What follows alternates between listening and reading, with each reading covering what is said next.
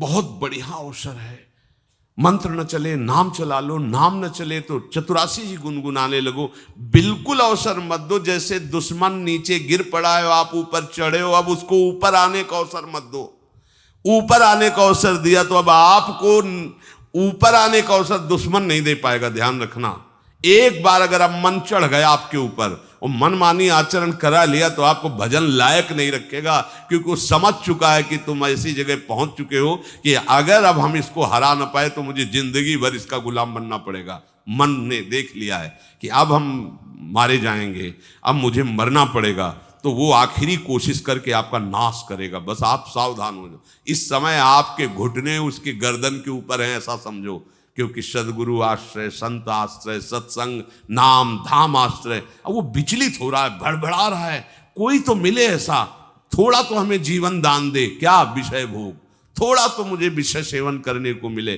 चूक कर दी तो फिर गिरा देगा। परमहंस श्री ओंकारानंद सरस्वती जी ले जब बिल्कुल नई अवस्था में सामने उनके गए तो उनका, अच्छा बच्चा, बड़े भाग्यशाली हो, वैराग्य मार्ग में आए हो, पर ध्यान रखना, एक सांप को जब बंदर पकड़ता है तो बोले ऐसे ऐसे जड़ में रगड़ता, फिर देखता, सू तो नहीं बोला, फिर रगड़ता है, और वो मरने पर भी रगड़ता ही रहता है कि कहीं इसमें जान न। बोले बस ऐसे ही साधु को, साधक को, उपासक को अपने मन को रगड़ना है। राधा वल्लभ श्री हरिवंश, राधा वल्लभ श्री हरिवंश, राधा वल्लभ श्री हरिवंश। अगर सू बोलने का मतलब अगर थोड़ा भी विषय स्फुरण रह गया है तो अभी रगड़ते रहो, राधा वल्लभ श्री हरिवंश। फिर सच्ची कहते भजन करना नहीं पड़ता। जैसे भजन थोड़ी करना पड़ता है ही नहीं भजन किसी और, कुछ क्या करें, कुछ है ही नहीं यंत्रों में, वो स्फुरते केवल वही। अब उसको भजन थोड़ी करना है, रह ही नहीं गया, कुछ करना ही नहीं रह गया है। हंस रहे, खेल रहे, बात कर रहे, खा रहे, पी रहे, चल रहे, ठाड़े बैठे परे उताना, कबीर काहे हम राय ठिकाना। हर समय पर वो स्थिति प्राप्त करने के लिए निरंतर अभ्यास की आवश्यकता है। श्री भगवान कह रहे हैं कि परमम पुरुषम दिव्यम याति पार्थानुचिंतयेत।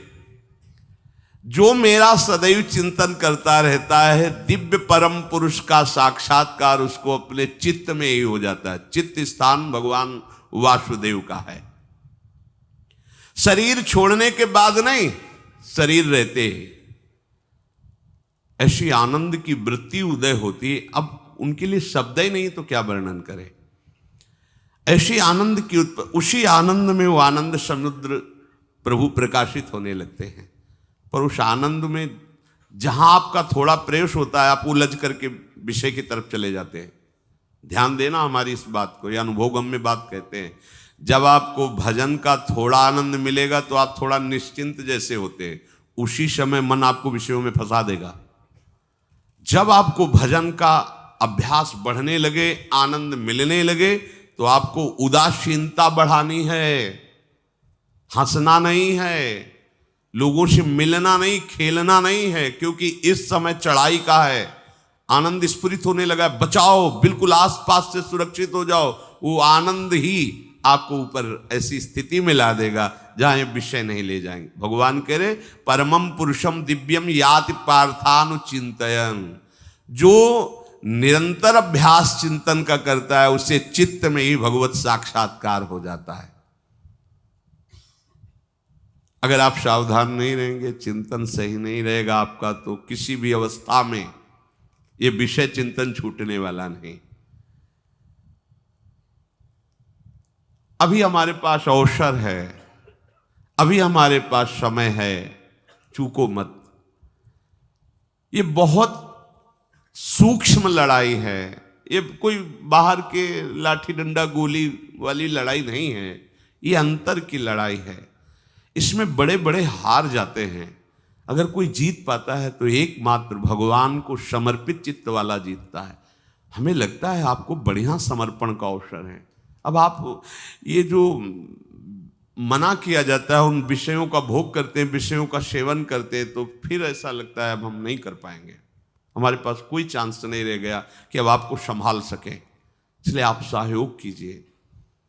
ये बाहरी आनंद 4 दिन का है, मान जाओ, बाहरी आनंद। ये श्री जी के मार्ग के लिए हम कह रहे हैं किसी जन्म में भगवत प्राप्ति करनी। अगर आप नहीं कर मानोगे, मनमानी आचरण करोगे तो भ्रष्ट हो जाओगे।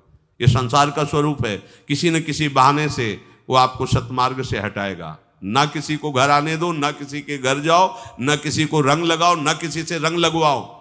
अपनी प्रिया प्रीतम के साथ होली खेलो।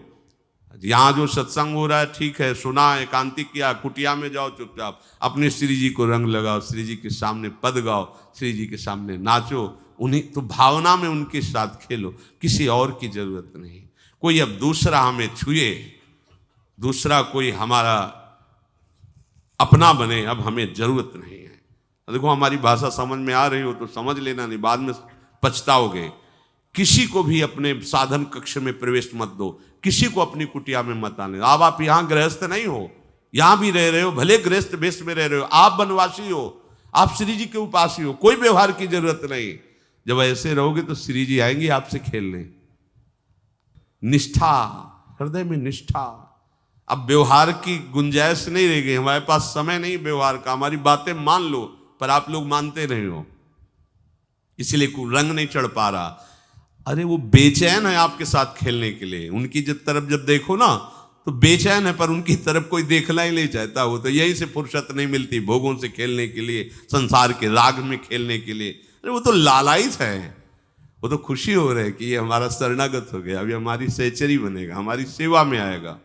शरणागत हो करके पीठ कर लिया श्री जी की तरफ, मुख कर लिया संसार की तरफ, तो दोनों लाड़िले उदास बैठ जाते हैं। अब क्या करें, ये तो उधर मुख करके जा रहा है, चलो फिर कभी लौटेगा, वो फिर इंतजार कर रहे हैं।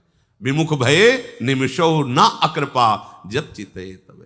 खूब अभ्यास करो नाम। जब कोई होली दिवाली त्योहारी, हमारा सारा त्योहार लाडली लाल से है, इन्हीं के साथ खेलो। देखो तुम्हें बताएं, जो बच्चा बाहर खेलने नहीं जाता तो माता पिता उसके साथ खेलने लगते। कैसे?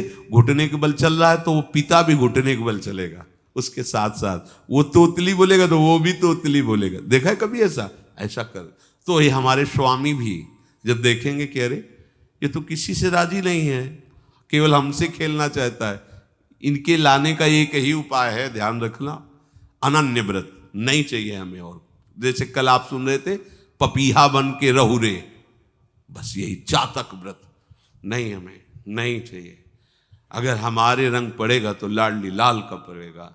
हम खेलेंगे तो लाडली लाल के साथ खेलेंगे, नहीं तो अब आजीवन नहीं खेलेंगे, आजीवन नहीं खेलेंगे। अगर हम पाएंगे तो इनकी जूठन पाएंगे, नहीं तो प्राण त्याग देंगे।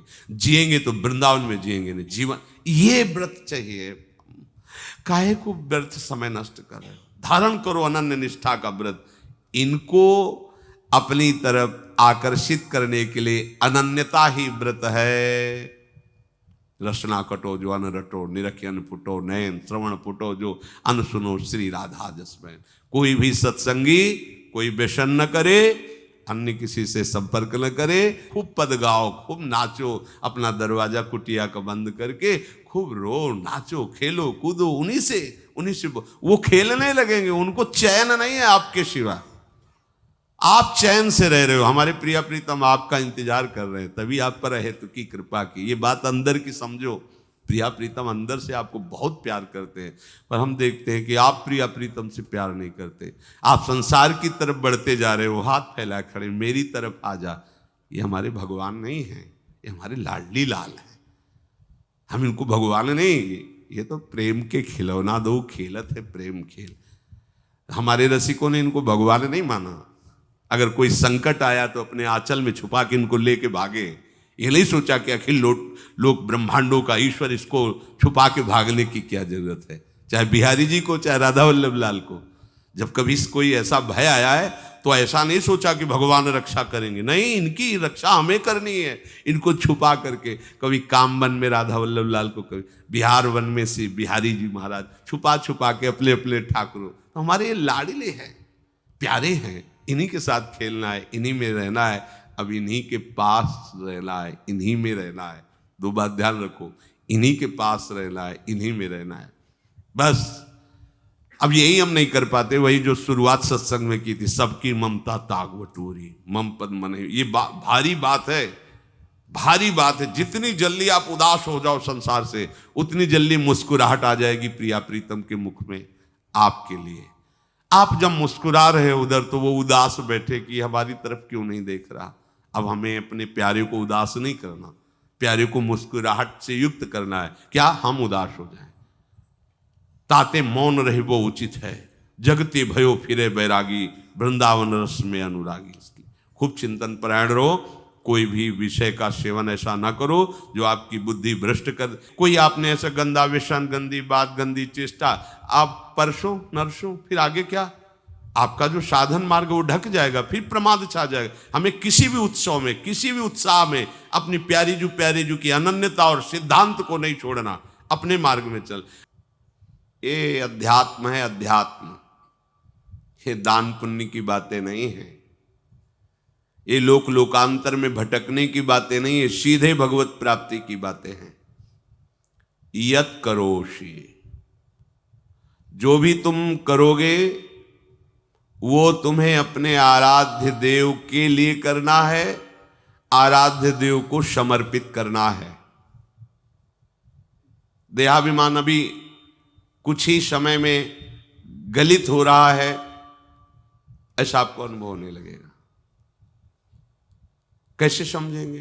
देहाभिमान गलित हो रहा है जब आपका अपमान हो और आपको कोई फर्क न पड़े, आपका सम्मान हो, आपको कोई हर्ष नहीं हुआ, बड़ा लाभ हो गया, कोई सुख नहीं हुआ, बड़ी हानि हो गई, कोई दुख नहीं हुआ। शरीर स्वस्थ है, कोई हर्ष का विषय नहीं, शरीर अस्वस्थ है, कोई शोक का विषय नहीं। यह है देहाभिमान गलित होने का स्वरूप। यत करोषि, तो जो भी हम करें, पापाचरण भी करें तो श्री भगवान को अर्पित कर दे। बोले नहीं, तस्मात् शास्त्रम प्रमाणम ते कार्याकार्यो व्यवस्थितो। जो तुम्हें करना है उसमें प्रमाणित कार्य करने हैं शास्त्र के अनुसार। यत करोषि, अब जो भी करोगे शास्त्र सम्मत करोगे और प्रभु को समर्पित करोगे, देहाभिमान बहुत जल्दी गलित हो जाएगा। यदश्नाशि अशन भोजन, जो भी पाओगे पहले प्रभु को भोग लगाओगे, देहाभिमान गलित हो जाएगा। मान लो मेरी बात, ये सब 4 दिन के उत्सव, 4 दिन की चांदनी है। शोक समाज पूरा तैयार हो रहा है हमारे ऊपर आक्रमण करने के लिए। तुम्हें क्या पता, शोक का अंधेरा छाने के पहले ही व्यवस्थित जहां पहुंचना है वहां पहुंच जाओ, फिर अंधेरा छा जाएगा, कोई फर्क नहीं पड़ेगा। अभी आप यात्रा ही नहीं प्रारंभ किए हैं और अंधेरा आ गया तो मार्ग ढक जाएगा और जीवन व्यर्थ चला जाएगा। कुछ भी मत खाओ। कैसी धूर्तता हमारी बुद्धि में बैठी है। रसेंद्री की तृप्ति के लिए हम गुरुजनों की आज्ञा को रौंद करके चंद विषयों का सेवन करते हैं। धिक्कार है जीवन को। यदि आज्ञा उल्लंघन करके अमृत भी पीने को मिले तो विष हो जाएगा, ध्यान रखना। इंद्रियों की चाटुकारिता करते हद हो गई। अरे संसारी पुरुष में ऐसा देखे तो चलो, लेकिन जो भगवत मार्ग के पथिक, धिक्कार तुम्हारे जीवन को। प्रियाजू को बिना भोग लगाए अर्पित किए तुम पाने के लिए उत्साहित कैसे हो रहे हो? जिन वस्तुओं को निषेध किया गया है उनकी तरफ स्वप्न में भी अगर गति हो तो जलन होनी चाहिए कि स्वप्न में भी हमने कैसे स्वीकार कर लिया। कभी कभी ऐसा लगता है कि भगवत प्राप्ति बहुत कठिन है, ये समझने वाले नहीं। मेढक को तौलने का अगर हमें आदेश मिले तो तौलना बहुत कठिन है। 5 रखो, 2 उधर चिटक के चले गए, उनको घसीटो तो 3 पहले वाले फिर उतर के चले, ऐसे है। सावधान हो जाओ। ये आज्ञा का उल्लंघन तुम्हारे लिए नारकी गति का काम करेगा। अगर आज्ञा है कि अमृत नहीं पीना तो मत पीना, नहीं वो विष हो जाएगा। और अगर आज्ञा है विष पी लीजिए तो गरल सुधा रिपु करहि मिताई, गोपद सिंधु अनल शीतलाई। वो विष अमृत हो जाएगा, तुम्हारा शत्रु तुम्हारा मित्र हो जाएगा। ये भव समुद्र गाय के खुर के गड्ढे के समान हो जाएगा। आज्ञा पालन बहुत बड़ी सिद्धि है। ये मूढ़ता का त्याग कीजिए। आप जानते हो, जानते नहीं है?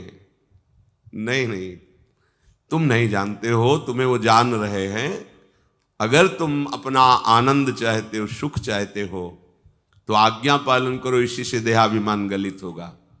तुम्हारी एक एक वृत्ति उस सर्वात्मा प्रभु बैठे देख रहा है, और उन्हीं के रिझाने के लिए तो तुम्हें मानव देह मिली, भगवत मार्ग मिला।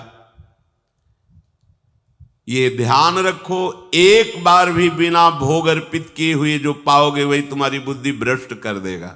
देख लो आंख खोल के कैसे बुद्धि भ्रष्ट होती है। वो अपने आराध्य देव इष्ट देव की ही निंदा करने लगता है, आराध्य देव इष्ट देव के विपरीत चलने लगता है।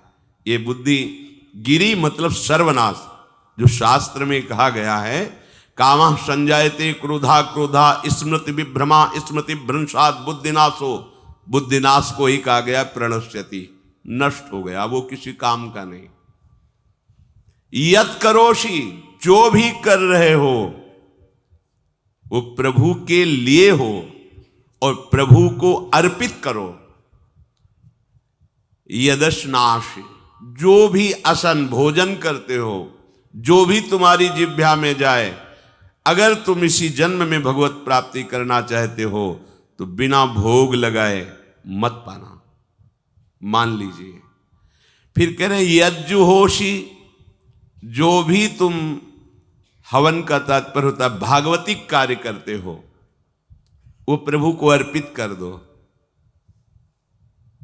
बड़ा सुख मिलेगा।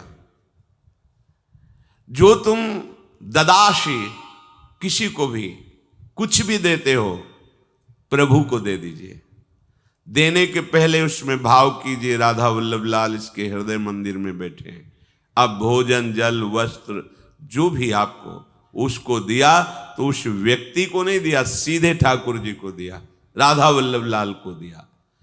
यत तपस्यासी, जो भी तुम तपस्या कर रहे हो, काम वेग को सह रहे हो, क्रोध को सह रहे हो, गर्मी सर्दी सह रहे हो, अनुकूलता प्रतिकूलता सह रहे हो, ये भी प्रभु को अर्पित कर दो।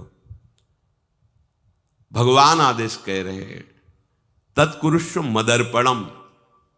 ये सब मेरे को अर्पित करने का मतलब मेरी पूर्ति नहीं हो जाएगी, तेरी पूर्ति हो जाएगी। भला ये सब नदियां समुद्र में गिरना बंद कर दें तो समुद्र घट जाएगा क्या?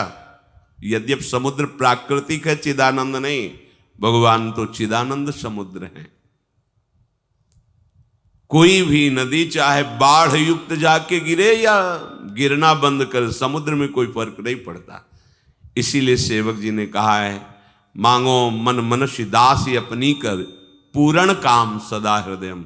हे पूर्ण काम प्रभु, यद्यपि आपको मेरी जरूरत नहीं है, पर मैं अपने लिए मांग रहा हूं कि अपनी दासी बना लीजिए। मद भक्तो मईश्वरे सर्वज्ञे परम गुरु वासुदेवे समर्पित सर्वात्म भावः यत् पश्यति शृणोति स्पृशति वा सर्वमेव भगवान वासुदेवः इत्येवं गृहाविष्ट बुद्धिर मद भक्तः सन एतत् यथोक्तम सम्यक दर्शनम विज्ञाय मद भावाय मम भावो मद भावः परमात्म भावस्तस्मै परमात्म भावो योपपद्यते युज्यते घटते मोक्षम गच्छति। वेद कहता है, भगवान की वाणी, मद भक्तो, जो मेरा भक्त हो गया है। अभी हम देह भक्त हैं, भोगों के भक्त हैं, विषयों के भक्त हैं, काम क्रोध लोभ मोह जब जो चाहता है हमें परास्त कर देता है। लेकिन जो मद भक्त हो गया उसको नहीं। बाहरी वेश परिवर्तन से मद भक्तो नहीं होता। कभी कभी हंसी आती है कि अमृत कुंड को छोड़ करके मल कुंड का स्वाद लेने के लिए कितना लालायित है जीव। कैसी मंद बुद्धि, मतलब एकदम लगता है कि वाह प्रभु आपकी है विचित्र माया है। ये इधर कूदे तो अमृत कुंड है, इधर कूद रहा है मल कुंड है। वो जानबूझ करके अमृत को त्याग करके मलकुंड में जा रहा है। जहां हमारी प्यारी जी और प्यारे जी की ऐसी सुख वृत्ति है, वेणु कानन कुणित श्रवण सुंदर सुनत मुक्ति सम सकल सुख पाए पग पेलिरी। मोक्ष सुख को भी लात मार करके जिस सुख में बढ़ा है, कैसा कैसा तुम्हारा आश्रय है। हमारे युगल सरकार का ऐसा सुख है कि मोक्ष सुख थूक देने योग्य हो जाता है, और आप युगल सरकार को एक तुच्छ विषय के लिए छोड़ देते। कैसे भक्त हो तुम, कैसे हो तुम? खुद प्रश्न करके देखो। कभी तुम्हें अपने ऊपर धिक्कार नहीं आता? अपने को बहुत चतुर समझते हो, अपने को बहुत प्रवीण समझते हो कि कोई नहीं जानता हम क्या खाते हैं, कोई नहीं जानता हम कहां जाते हैं, कोई नहीं जानता हम कैसे खिलाड़ी हैं कि खेल रहे हैं। अरे पागल, तू कैसा खेल रहा है। ये जगन नाटक वैभवा, वो बैठे हुए डायरेक्टर सब कुछ देख रहा है और तुम्हारी कहानी लिख रहा है। बहुत होश में हो जाओ, हर समय तुम दृष्टि में हो, ऐसा मत समझो। मद भक्तो मईश्वरे सर्वज्ञ, समझ मैं सर्वज्ञ हूं, मैं सब कुछ देख रहा हूं। परम गुरु, मैं गुरुओं का भी गुरु, परम गुरु हूं। भगवान बोल रहे वो है, वही परम गुरु है, क्योंकि गुरु शब्द ही उन्हीं के आगे है, दूसरा कोई नहीं, कोई है ही नहीं दूसरा, दूसरो न कोई, वही परम गुरु है, क्योंकि उनके सिवा कोई है नहीं, वही है परम गुरु। बड़े करुणा में है। अगर ये सोचा जाए कि भगवान की वाणी और गुरु की वाणी अलग है तो भ्रम है आपको। भगवान की वाणी गूंज रही है, पकड़ो। आपको लगेगा बातें कर रहे हो, कहां गूंज रही है? अभी ट्रांजिस्टर लाइए, लखनऊ लगाइए, अभी बोलने लगेगा। तो वाणी गूंज रही ना लखनऊ की। कानपुर लगाइए, कानपुर बोल लेगा, क्योंकि उसमें पावर है उस वाणी को घसीटने का।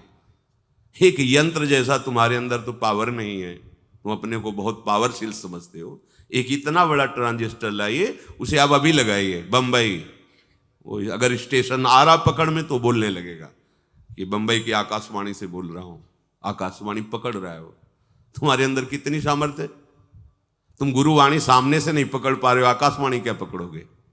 बहुत ज्ञानी, बहुत विज्ञानी, वो एक यंत्र पकड़ रहा है लोक के स्टेशनों को। अगर तुम मंत्र पकड़ लो तो तुम भगवान की वाणी ऐसे सुनोगे, ऐसे देखोगे, कहीं दूर थोड़ी है, सामने नृत्य करते रहते हैं। नेत्र खुले थोड़ा, पावर आप में है, जो मंत्र मिला है वो यंत्र पकड़ता है स्टेशन। पावर तुम्हारा सीधे पावर हाउस को पकड़ेगा। अखिल ब्रह्मांडों का पावर वासुदेवा समर्पित सर्वात्म भावः। तो यत् पश्यति यत् शृणोति स्पृशति, वो भगवान का स्पर्श करेगा, भगवान की वाणी सुनेगा, भगवान को ही देखेगा। कौन? जो मद भक्ता है। तो आप लोग बड़े कृपा पात्र हैं, भगवत मार्ग के पथिक बन गए। कहां फंसे हो यार, कहां? बड़ी हंसी आती है।